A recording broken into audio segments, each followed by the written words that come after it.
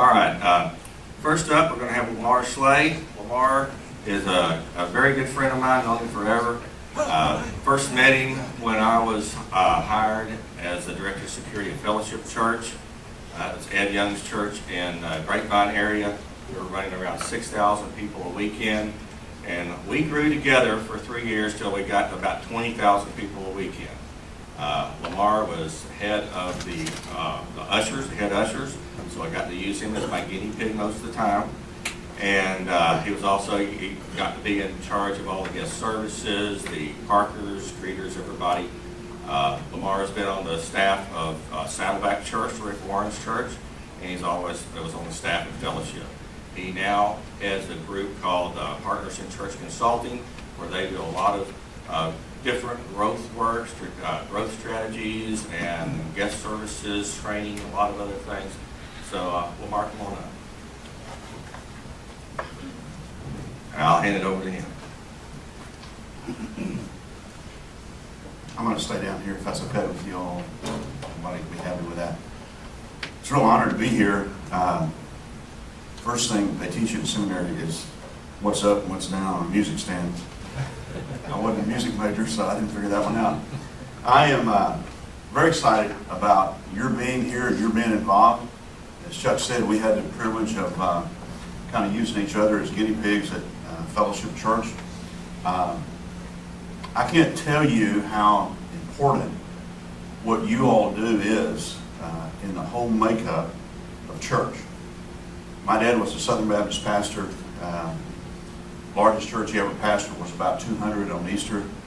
And if sometimes I tell him what we do in the way of security, and he just shakes his head. He just he can't believe it. My dad was an interesting guy. I wish you could all know him. He pastored for 47 years, and then he retired and he bought the funeral home in the little town of Hollow Point, Texas.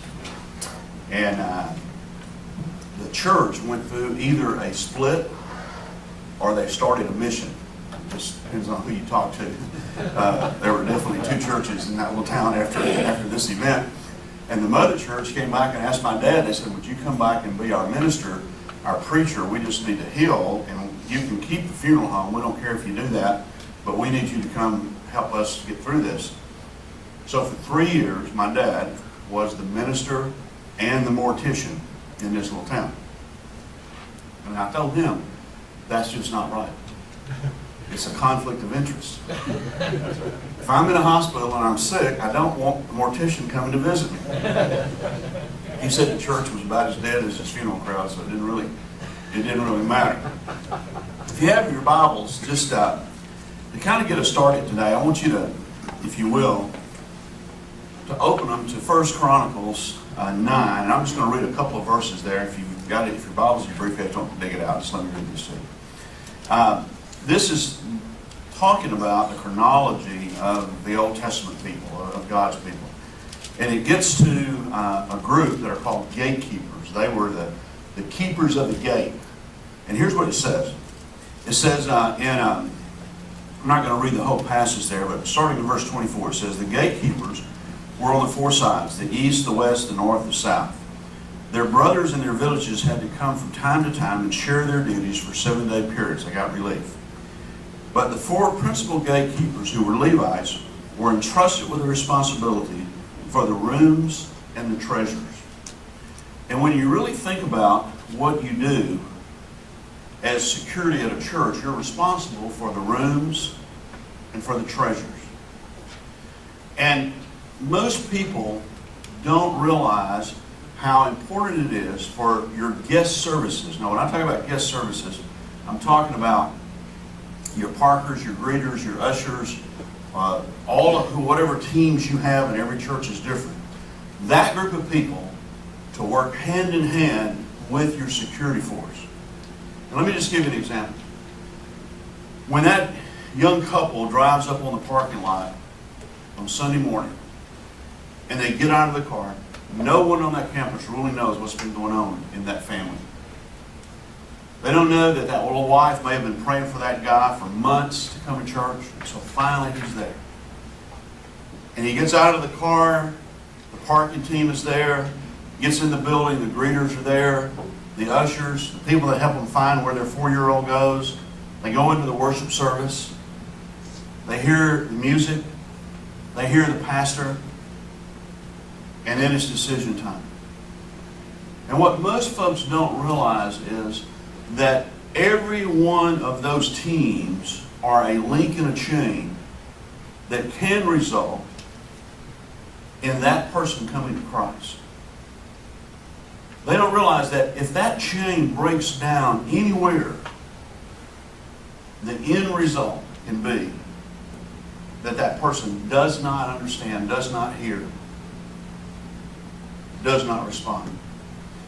If the guy can't find a parking spot, he gets out of his car and he can't figure out where to go, and the greeters aren't friendly, and the information booth has trouble finding where that 4-year-old goes, and then they go in the worship center and some usher who's been there doing it for 40 years hands him a bulletin upside down. And he's been handing him that bulletin upside down for 40 years. And he goes and he finds a seat, and the music guy gets up, and maybe he doesn't do his best job. The preacher doesn't preach the greatest message. There's a 4-year-old behind him that constantly kicks him in the back during the whole service. The next Sunday that guy says, "No, I'm not going back down there. They don't have their act together." You see, every one of those steps, it's important that as a church, we do that with excellence, that we're a team. You see that parking team that's out there in your parking lot, parking is only half of what they do. The other half is that they're your first line greeters. They're the first impression that those people get. A Fellowship Church, if you go there, if you've ever been there, you know that they have the latest in technology. I think Sony just has a standing PO that anything new they invent, they just ship to Fellowship Church, and they use it. But when you hear people give testimonies about going to Fellowship Church, almost without exception, the first thing they talk about are that parking team out there in the parking lot. And how friendly they were and how helpful they were. And it makes an impression on people. One of the things that we find that may be very helpful in your church is that most churches do not have all of their policies and their procedures written down on paper where everybody understands them. How can your volunteers achieve excellence? How can they enforce policies and procedures that are not clearly defined? Much of our work is going into churches, doing an evaluation on Sunday morning, sitting kind of the secret shopper deal, then meeting with the staff, and then helping them develop those policies. Some of you may have some of the responsibility of controlling the worship room, and crying babies comes under that.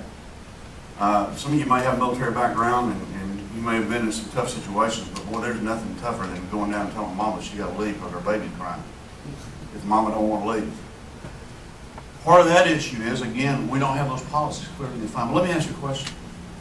Why would you spend hundreds of hours and thousands of dollars preparing for the most important hour in your church's life and let it all be totally wiped out by a 4-year-old? It's just not good stewardship. One of the things you're going to realize as you deal with security, and many of you already have, is that there are going to be a lot of people that are not going to be happy being told what to do and what they can't do.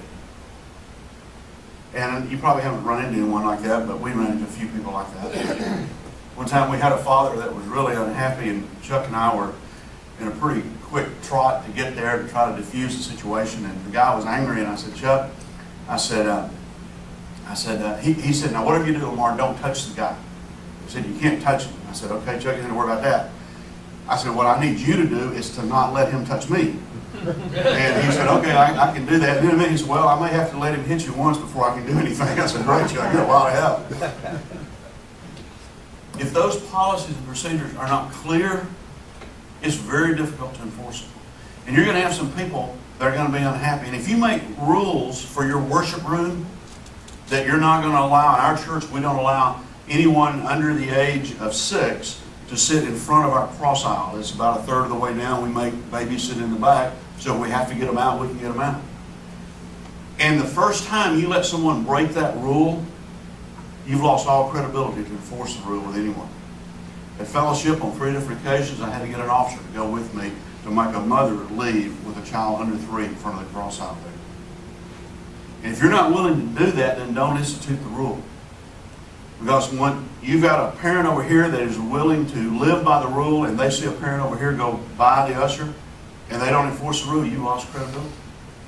One of the things that your church has to come to the point of saying that, I remember the first time I said it at fellowship, I figured I'd be fired, and I figured, probably my mother figured I'd go to hell, I'm sure. My mother makes Lamar look like a liberal, but I told this lady, I said, ma'am, you can't sit down here with your 3-year-old. However, there are over 200 churches in our area, and a lot of them will let you sit anywhere you want to with your 2-year-old. And if that's what it's going to take for you to be happy in church, you probably ought to go find one of those other churches. What I find with most people is when you put it like that, the rules turn out not to be so bad. They turn out to be okay. One of the rules that we had, and Chuck's going to talk about this, I'm sure, is we made the decision one Sunday to not allow anyone with a backpack to go in the worship center. Backpack, fanny pack, anything like that. And the reason we did that was one Sunday, I was in the foyer, guy comes in, he's got a backpack on his back, just didn't seem right. And one of the things I want to tell you this morning that's really important is this. Don't disregard those holy hunches, better known as the Holy Spirit. When He tells you something isn't right, trust me, it's not right. You say, well, I'm just being paranoid or whatever. No, you don't have room for that when you're working security in a group like we're talking about. And the Holy Spirit just nudged me and said, boy, there's something not right with that backpack. So I stepped in the worship center behind him, and as I stepped in, he broke and went down the aisle. I caught up with him in about 10 steps and stopped him. I said, what are you doing? He said, I'm going down to talk to my friend here about where we're going to lunch. And I said, well, you can't do that. You can't do that while Ed's speaking. I need you to come with me. He broke away from me and ran. I caught up with him about that cross aisle I was talking about a while ago. I grabbed him, I spun him around, I took him to the back, and the officers met me there. I wondered where they'd been and what they'd been doing. But we took him outside, we opened the backpack, and when they reached down in and pulled out, I saw the laser dot come up the side of the bag and go on the wall. He had a 9mm laser sighting device loaded, activated in that backpack. So we decided, okay, we're not going to let anybody in the big room with a backpack, fanny pack, briefcase, anything like that. Well, at Fellowship Church, if you park in the far north 40, it can be a pretty good walk. And we begin by saying, we're going to look in the bag. And then I thought, well, if we're going to look in the bag, that's not a good thing, because if there's something in there, I sure don't want to run my hand down in there. So then we said, well, we'll just make them leave their bags out in the foyer. And then I got thinking, well, that's where I hang out doing the services. I don't want them out there either. So we decided that the only logical thing to do was to make them take them back to their car. Well, you can really get some people upset if it's pouring down raining or if it's hot in Texas weather. So we decided that the first line of that had to be our parkers. So we trained our parkers that when someone got out of the car with a backpack or a briefcase, right there they told them they're not going to allow you to go in the worship room with that backpack. Now, the guy at the worship room door is counting on that parker to do his job. When they come in the door, the greeter who stands there was trained to look for those things also. So when that greeter saw it, she said, they're not going to let you go in that room with that backpack. So when they got to the usher and the usher stopped them, they'd already been told twice that they were not going to be allowed in there. And we heard all kind of excuses and reasons. Children's workers has got their bag of tricks. They can leave it in the children's area. We had men or women that would come in with a diaper bag. Well, the rule there is, if there's no baby, the diaper bag doesn't go in. If there's a baby with the diaper bag, we let them in. But in order for that policy to work, all of those teams had to be united in what they were doing and had to understand it. Another thing is, you got some people that are just against those rules. You got some people that are working as volunteers that are against those rules. My dad would say they were born again it. They weren't born again, he was born again it. Whatever it was, they were against it. Well, you know what? If you're going to have the rules, you've got to be consistent. You've got to educate your people. You've got to tell them beforehand. You've got to tell them the rules are going to be changed, and then you've got to enforce it. And there's some people that just aren't going to be happy, and you're going to lose some people when you do that. But let me tell you something. If you don't have those policies in place now, you're losing people already. someone's sitting in a worship center and there's a child in there disturbing them, at a minimum, they're disturbing 75 to 100, 150 people. The pastor has totally lost that group of people that are sitting where they can hear that child. You see, guys, your church is not being compared to the church down the street. Your church is being compared to Starbucks, to Walmart, to Target, to places who have their acts together when it comes to customer service. And your members will put up with those kind of things. Your guests just won't come back. Your members will fight for a parking spot. Your guests will just drive through your parking lot and keep going. Your members will fight for a seat. Matter of fact, you got some members, if somebody sits in their seat, there's going to be a fight. But your guests won't. They just don't come back. And so as you work with that guest service team to protect the rooms, and I see the room as, the first room is that parking lot. And you work to control traffic and make sure that that second group of people who come has ample parking as they're trying to get in while that first group is trying to leave. There's got to be a strategy there. Some of you have got some remote parking and you can't get anybody to park there. Let me tell you how you can get people to park there. Give away free donuts and coffee on the remote lot and advertise it in your children's area. They'll want mommy and daddy to park over there where there's free donuts. That's pretty cheap parking. Really cheap parking. At one church that did breakfast tacos over there. But still, that was cheap parking. Get a strategy to what you're doing and then be willing to lose folks in order to gain folks, if that's what it takes. And then your treasures. What are your treasures? Well, you know that obviously you got the offering. And if you talk to your pastor, you're going to know that's a serious treasure. But the other treasure are your people. And we live in a day where we can't take anything for granted. And I know you know that. And so, as you're here these next couple of days, and as Chuck, you're learning from the best, as you learn this, you've got to see this as something that God has called you to do as a ministry. If you're doing this because the pastor asked you to, you're going to burn out. It's going to get real old. At fellowship, they laughed and they said that my job was, I was minister to the wackos. I got to deal with all the weirdos that showed up. And when you've got 20,000 people coming, just in that population, you've got a bunch of weirdos. And then when you advertise yourself as a church that wants to help hurting people, you get a lot of folks. We had almost every Sunday we'd have a prophet show up. And the prophet had a word from God that can only be delivered at 11 o'clock on the main stage. And he was there to do it. And I can't tell you how many times, I can just tell you that ain't going to happen. We found out also we got most of those prophets back on their Prozac. They were okay. They ceased being a prophet. But you are there protecting, for some people, the most important day of their life. You're protecting a time of decision that is life-changing. And if you do it because someone asked you to, you do it because it was a job, it's going to get real old. I get tickled with people that come out of the secular world and work in the church world and think everything's going to be rosy. Boy, are they in for a shock. There are people in that world with bad attitudes, that are selfish, that have egos, that have all those things. But what you do for your church is incredibly critical to the work of the ministry in that location. And I just want to say thank you for being here this week. Thank you for studying. You're going to learn way, way more than you can go back and implement right away. But you're going to go back and you're going to be prepared to lead the ministry that God has given you. And never lose sight of the end result of that is going to be that men and women are going to come to Christ. Men and women are going to find out about the Lord. Remember that chain I talked to you about? The thing that the whole operation has to understand is that Parker, that greeter, that usher, the music guy, the senior pastor, Every one of those are a link in that chain. And no link is any more important than another link.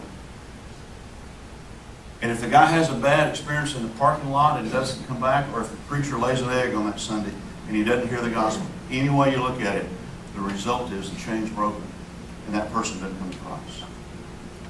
You, as a security person in that church, are a vital link in that chain to make sure that everything else is able to operate the way it needs to operate. And I pray you'll take that very, very seriously in what you do. With you, let me lead us in prayer, and the church's going to come and we're going to get started. Lord, thank you this morning for these men and women. Thank you that you've put a desire in their heart to serve you with the ability and the talents that you've given them. And I pray this week that you would speak through Chuck, that you would teach everything that they need to learn, that they'd be able to recall it when they get home, and the end result would be we'd see men and women come to Christ. Lord, we just say this morning that we love you, and we thank you for the opportunity that you've given us this week to become more effective in what we do. We ask these things in your name. Chuck.